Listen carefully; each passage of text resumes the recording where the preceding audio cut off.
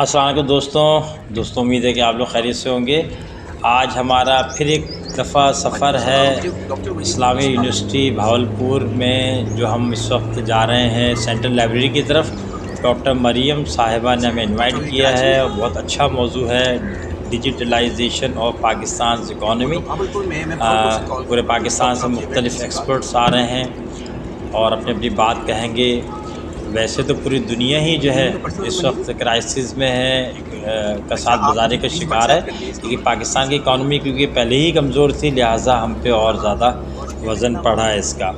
اس کو کس طرح بہتر کیا جائے، خاص طور پہ اس کو ڈیجیٹلائز کیسے کیا جائے، اس کے اوپر ہم بات کریں گے۔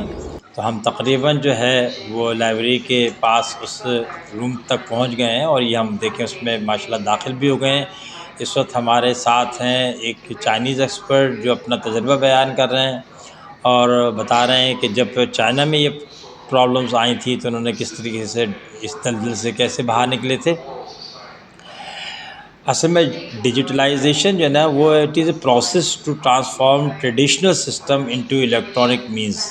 ہم عموماً کیا کرتے ہیں کہ ہم روایتی چیزوں کو چلا رہے ہوتے ہیں۔ اب دنیا میں اکنامی جو ہے نا، جس طرح اور چیزیں غیر روایتی ہو گئی ہیں، اسی طریقے سے معیشت جو ہے اس نے بھی اب مختلف شکلیں اختیار کی ہیں، اور جو جدید ایکوپمنٹس ہیں، آلات ہیں، اور اس کا ہم فائدہ اٹھا رہے ہیں۔ دیکھیں ہم گھر بیٹھے بیٹھے اپنے موبائل کو چارج کرتے ہیں، اور اس میں جو ہمیں انسینٹیوز چاہیے ہوتا ہے، جو پیکیج چاہیے ہوتا ہے، وہ حاصل کرتے ہیں۔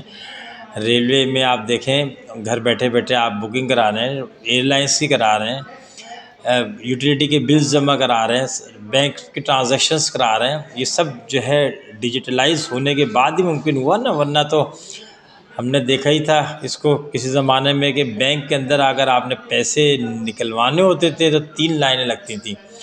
پہلے لائن کے اندر ہم جا کے کوائن لیتے تھے، دوسری لائن میں جا کے ہماری ویریفائی ہوتی تھی کہ ہمارے جو دستخط ہیں وہ ہمارے اپنے ہی ہیں، اور تیسری لائن میں جا کے آپ کو پیسے ملتے تھے۔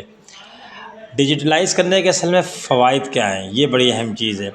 نمبر 1 تو یہ ہے کہ اس سے جو ملک اپنے آپ کو جدید جو ہے نا ویلیوز کے اوپر لے کے آئے گا، یا جدید ٹیکنالوجی کا جو ہے وہ کو اڈاپٹ کرے گا، اس کا امیج بہتر ہوتا ہے۔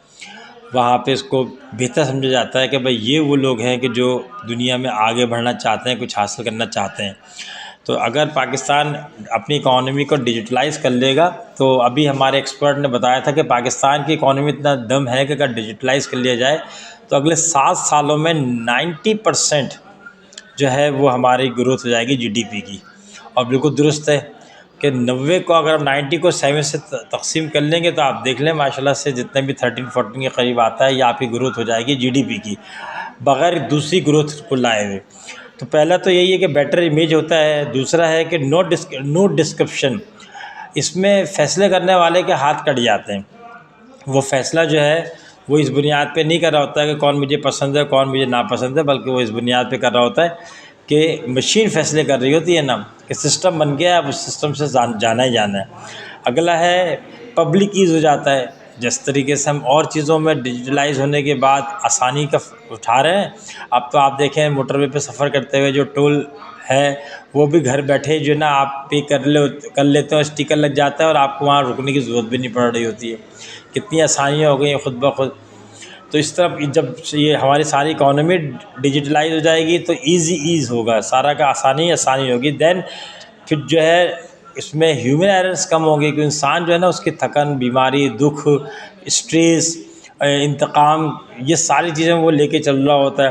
تو چیزیں ہم سے ہٹ کے مشینوں کے حوالے ہو جائیں گی، تو پھر کیا ہوگا، اس میں ایررز کم ہوں گے۔ اس کے بعد جو ہے وہ ہے مور ریونیو کلیکشن ہو جائے گی، ہمارے ریونیو بڑھ جائے گا، کیونکہ آپ کسی کو پیسے دے کے یا کہ تعلقات کی بنیاد پہ اپنا سسٹم کو اپنے ٹیکس کو یا دوسرے ریسورسز کو کم نہیں کرا سکتے۔ ٹائم جو ایفیشینٹ ہوگا جناب، فٹافٹ سارا کام ہو جائے گا جیسے ابھی ہو رہا ہے، اور اس سے کرپشن ختم کرنے میں مدد ملے گی۔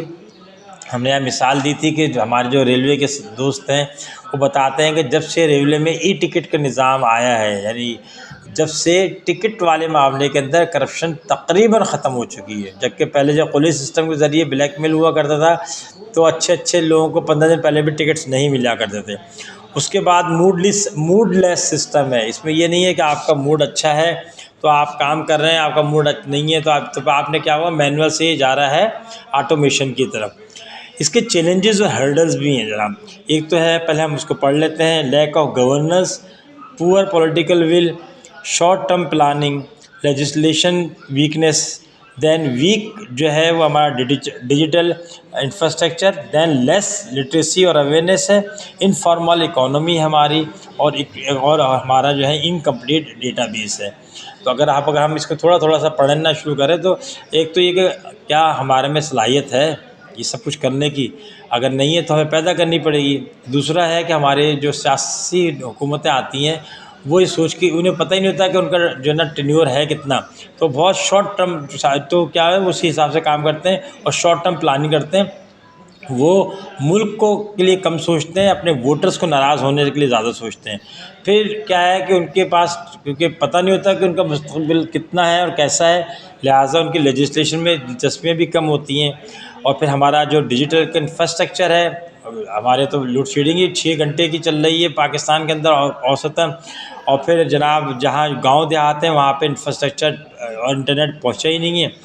اس کے بعد ہے لیس لٹریسی نہیں ہے، لوگ خوف کا شکار ہوتے ہیں، وہ کہتے ہیں پیسے دے کے کام کرا لو، کون جائے فارم کو بھرے، کون جناب حکومت کے اداروں میں جائے اپنے چیزوں کو لے کے جائے۔